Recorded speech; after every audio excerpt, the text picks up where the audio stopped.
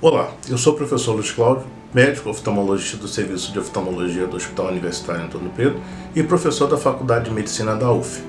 Em nossa aula, trataremos um pouco de óptica geométrica, passo importante para a compreensão dos fenômenos físicos relacionados ao olho. A seguir, introduziremos princípios de diagnóstico e o tratamento das ametropias. Vamos à aula. Na primeira parte de nossa aula, tratamos das teorias para explicar a luz, chegando até a definição de onda eletromagnética com características de onda e partícula. Também estudamos as propriedades físicas da luz, como a reflexão, refração, interferência e difração. Nesta aula trataremos com mais detalhes da refração, associada à óptica do olho e às ametropias, seu diagnóstico e tratamento. Vamos lá. Óptica geométrica. Estuda os fenômenos luminosos com base em leis empíricas ou experimentais. Eles são explicados sem que haja necessidade de se conhecer a natureza física da luz. A óptica geométrica usa como ferramenta de estudo a geometria. São propriedades dos raios luminosos, a propagação linear, a independência do feixe luminoso, a reversibilidade, quando um feixe luminoso pode ser refletido e refratado de modo a constituir um sistema óptico. O feixe luminoso pode ser classificado como paralelos, divergentes e convergentes. Representação geométrica através de um sistema de lentes convergentes.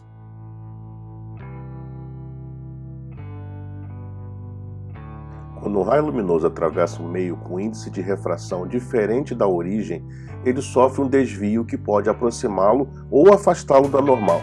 Para calcular o índice de refração, devemos dividir o seno do ângulo incidente sobre o seno do ângulo refratado. O estudioso e astrônomo árabe Abu al-Hassan sugeriu que lentes polidas poderiam ajudar pessoas com deficiência visual. Contudo, sua ideia de usar partes de uma esfera de vidro para ampliação óptica só veio a ser colocada em prática muitos anos depois. Seu livro Óptica foi traduzido para o latim em 1240 com uma ótima acolhida em muitas comunidades monásticas. Foi aí que as ideias de Al-Hassan tornaram-se realidade. No século XIII, monges italianos criaram uma lente semisférica de cristal de rocha e quartzo que, ao ser colocada sobre um texto, ampliava as letras. Salvino d'Armato dell'Armati de Florença, que significa filho de Armato, é acreditado por ter inventado os primeiros óculos de vestir por volta de 1284 na Itália, embora exista alguma dúvida quanto à autenticidade dessa alegação.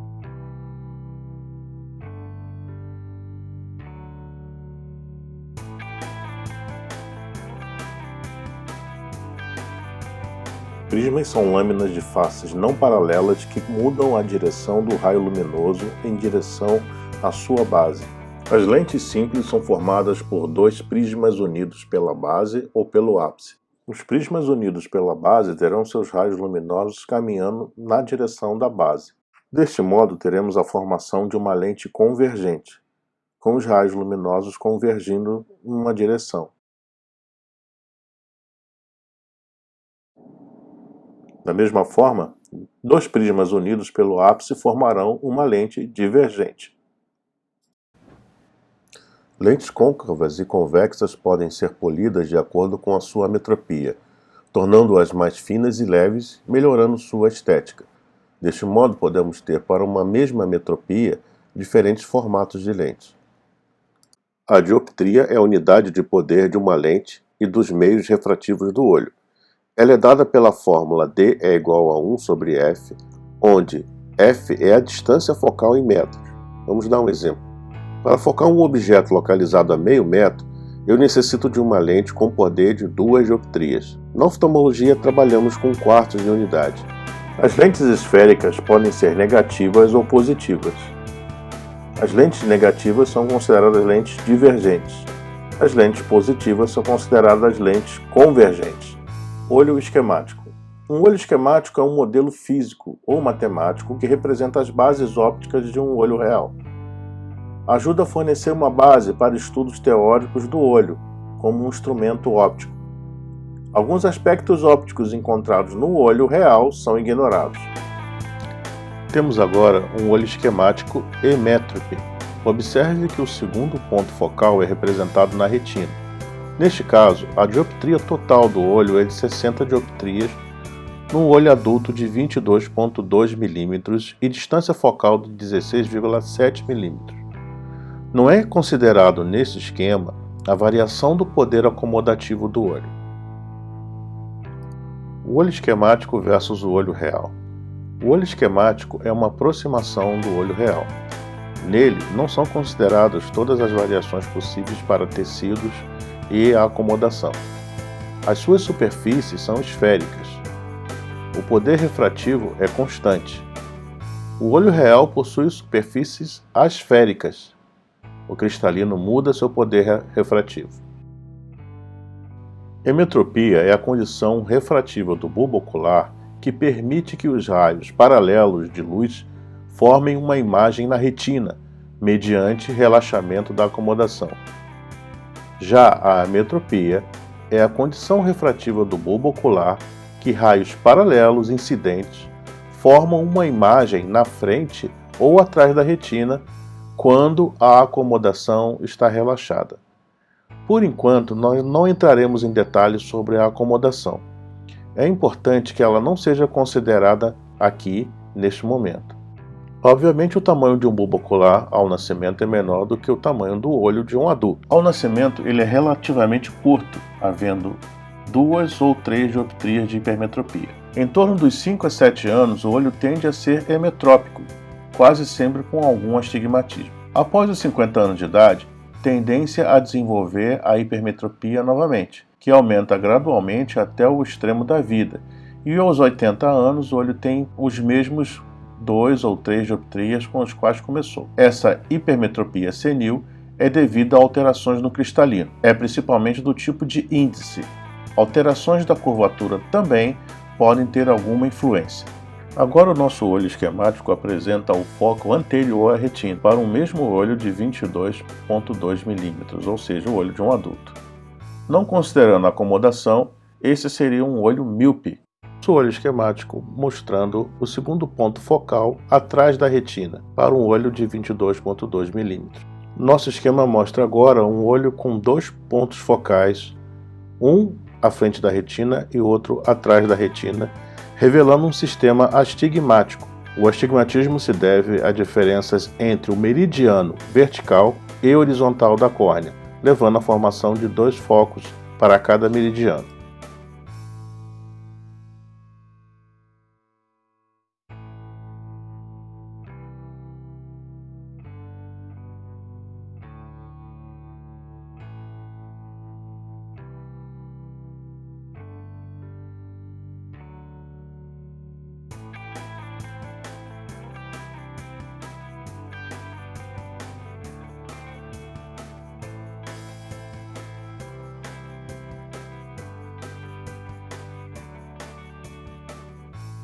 Para o diagnóstico das ametropias, realizamos o exame de refração, onde o oftalmologista se coloca à frente do paciente, numa distância de aproximadamente 50 cm, e observa através do retinoscópio um reflexo dentro da pupila e, através do comportamento deste, fará a anteposição de lentes esféricas até que se consiga a neutralização do movimento numa determinada direção. A partir da leitura da lente e do devido desconto da distância de foco, dado pela distância de trabalho, chega-se à magnitude da ametropia em dioptrias.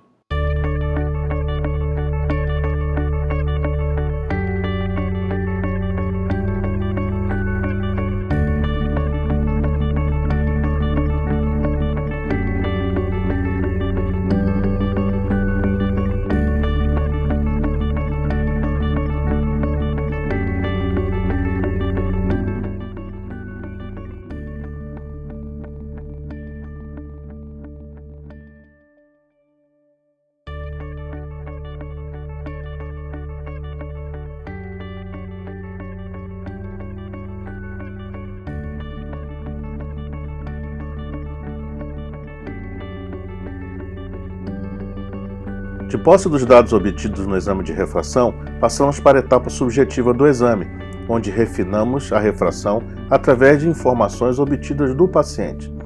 As clássicas perguntas melhor esta ou esta? Melhor assim ou assim? De que jeito é menos turvo? Assim ou assim? São feitas até se obter melhor visão e conforto.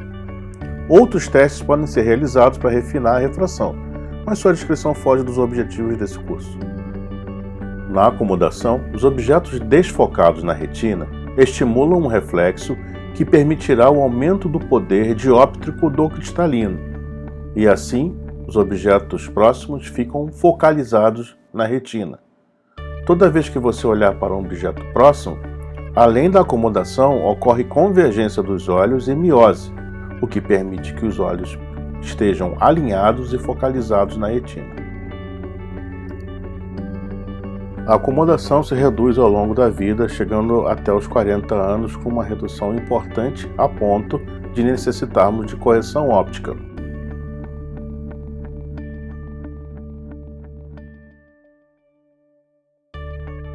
Antes do exame de refração, realizamos a anamnese completa do paciente, sua queixa, histórico de doenças e tratamentos anteriores com óculos, cirurgias ou uso de lente de contato. A história familiar de doenças oculares também é importante. Filhos de pais míopes possuem maior chance de apresentar miopia.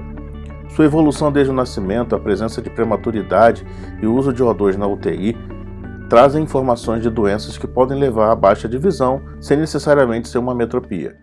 Realizamos igualmente a medida da acuidade visual, um importante parâmetro para a correção óptica adequada.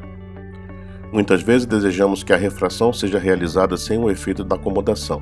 Sabemos que a acomodação interfere em algumas ametropias, tornando-as latentes.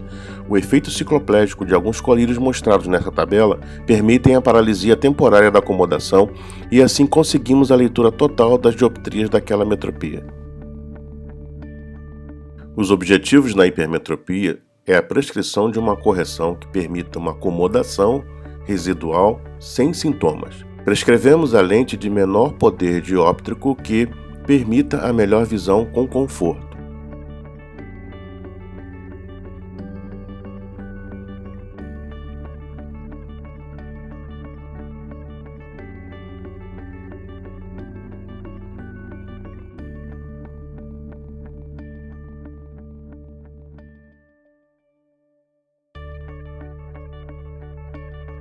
As lentes cilíndricas são formadas a partir de um bloco cilíndrico.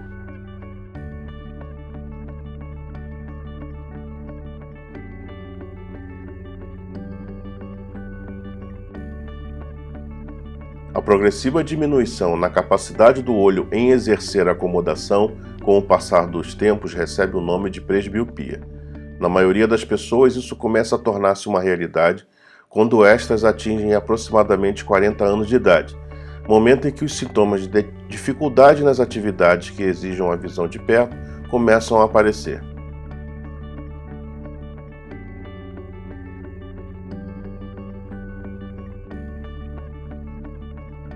A correção da refração com lente de contato implica em uma alteração física da superfície da córnea como lente parte do sistema óptico do olho. Isso resulta na abolição da superfície anterior da córnea como superfície refrativa e na substituição da mesma pela face anterior da lente de contato, que passa a se tornar a mais importante lente desse novo sistema óptico. O processo semelhante ocorre com as cirurgias refrativas, nos quais a mudança de curvatura da córnea afeta significativamente a refração ocular. O clássico exame oftalmológico para a detecção de ametropias e prescrição de óculos é seguido de outros testes e avaliações para a detecção de doenças oculares e sua prevenção. O oftalmologista é o médico especialista no Brasil habilitado para a realização desses exames. É uma importante oportunidade para a detecção de doenças e prevenção da cegueira. Deixe suas dúvidas e comentários abaixo e participe das sessões de dúvidas que programaremos a seguir. Muito obrigado!